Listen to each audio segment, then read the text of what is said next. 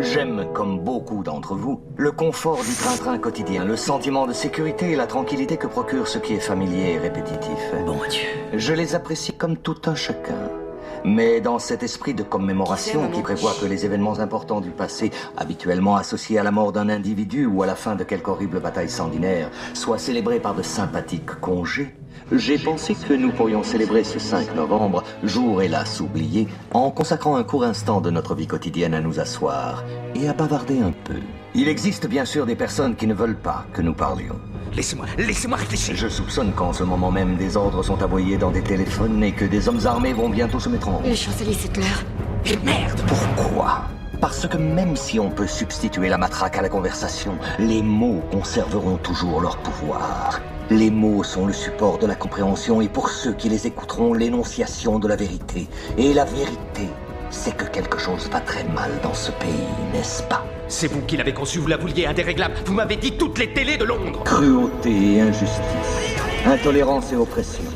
Et là où auparavant vous aviez la liberté de faire des objections, de parler comme bon vous semblait, vous avez maintenant des censeurs et des systèmes de surveillance vous contraignant à la conformité. Des caméras. Et sollicitant. Il nous faut votre des caméras. solution. Comment est-ce arrivé? Qui est à blâmer? Bien sûr, il y a ceux qui sont plus responsables que les autres et qui devront en rendre compte. Mais, encore dans un souci de vérité, si vous cherchez le coupable, regardez simplement dans un miroir. Je sais pourquoi vous l'avez fait. Je sais que vous aviez peur. Qui pourrait se vanter du contraire? Guerre, terreur, maladie. Une myriade de problèmes a contribué à perturber votre jugement et à vous priver de votre bon sens. La peur a pris ce qu'il y avait de meilleur en vous, et dans votre panique, vous vous êtes tourné vers Adam Settler, aujourd'hui chancelier. Il vous a promis de l'ordre, il vous a promis la paix.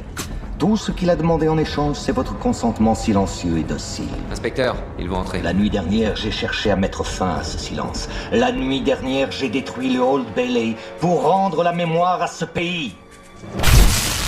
Il y a plus de 400 ans, un grand citoyen a voulu ancrer à jamais le 5 novembre dans nos mémoires. Il espérait rappeler au monde qu'impartialité, justice et liberté sont plus que des mots. Ce sont des principes. Alors si vous n'avez rien vu, si vous ignorez toujours les crimes de ce gouvernement, je vous suggère de ne pas commémorer le 5 novembre. Mais si vous voyez ce que je vois, si vous ressentez ce que je ressens, si vous désirez ce que je désire, alors rangez-vous à mes côtés, dans un an à compter d'aujourd'hui, devant les grilles du Parlement, et ensemble, nous leur offrirons un 5 novembre gravé à jamais dans les mémoires.